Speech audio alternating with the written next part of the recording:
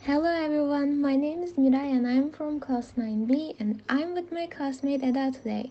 And also today's podcast topic is art. So let's start talking about some art, shall we? It is no secret that Mira is a talented artist.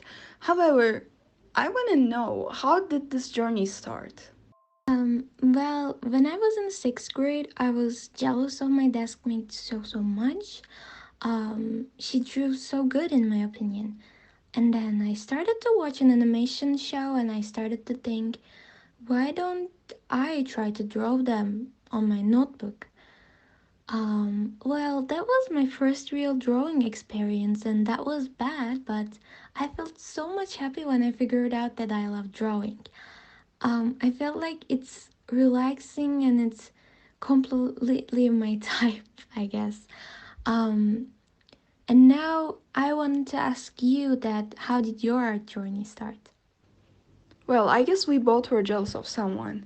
I used to see my sister drawing, and she drew pretty good, so I was like, why don't I start drawing? And I was kind of lucky because my mother used to work at a place where they had a lot of art supplies. So, whenever she took me to her office, they would give me pencils and paper and literally anything I wanted so I could just pass my time, which made me draw a lot of stuff. Oh yeah, you were lucky. Okay, so I want to ask you about what kind of art style are you into and can you tell us why? Oh, that's a hard question. I kinda have my own style, and I can say that it is semi realistic. It can give me some hard time, but it's just fun to draw that way, and I don't like realism that much, but also I want to learn realism. So starting with semi-realism is, in my opinion, is a good idea. And that's why I draw in semi-realistic way. Well, I kind of know your art style, but can you still tell us about it? I don't have an art style that I usually go with. But I love animation shows and films since I was a kid. So that's why I draw 2D all the time. I don't really like realistic art that much, like you said. It bores me, I guess. It's kind of boring, you know. Yeah. Whoa, 2D art style. One of my favorites, actually. Oh, and also, I want to ask you something.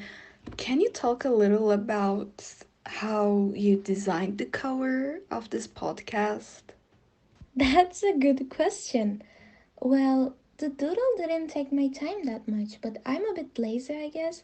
So I draw it, and the other day I painted. Well, because of my laziness, it wasn't challenging that much. But at first, I thought so hard on it. I really thought so hard on it.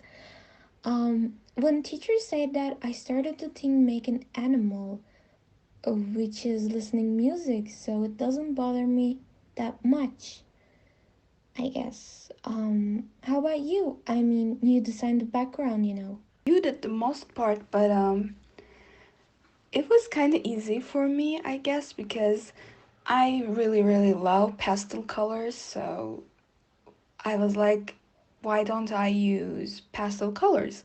Which turned out pretty fine actually, so I mean, I love pastel colors too. It gives soft vibes, and your background combined mine is. I mean, that's cute. I really like it. I really like the end. yeah, I agree. The result was really cute. Well, designing the cover was fun, but it isn't always that fun while you're drawing, is it?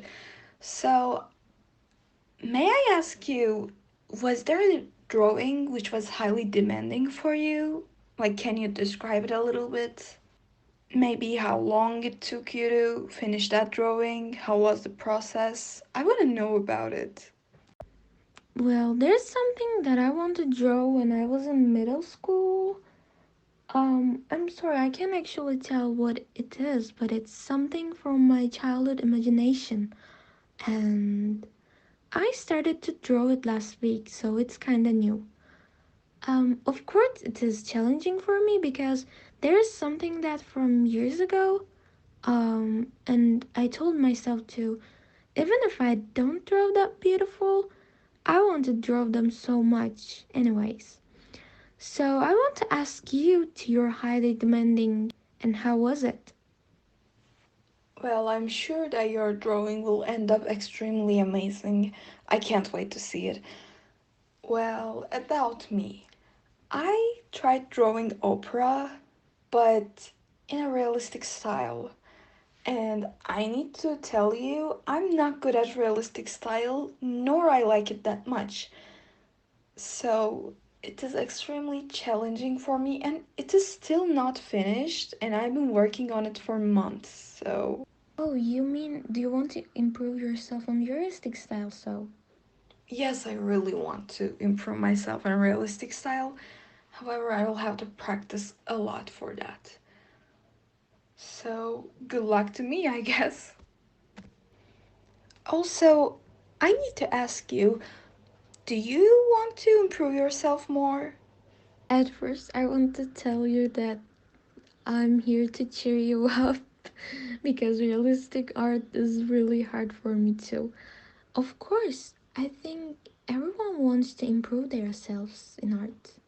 I mean, I want to improve my drawing style, I guess.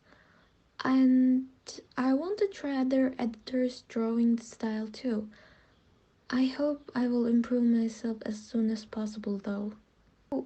Also, do you want to give a piece of advice to your audience about art if you want to? One piece of advice from me, don't compare your art. Don't compare your art to your friend's art. Don't compare your art to an artist you saw online. Don't, because your art is unique. Your art style is unique, and it is all yours.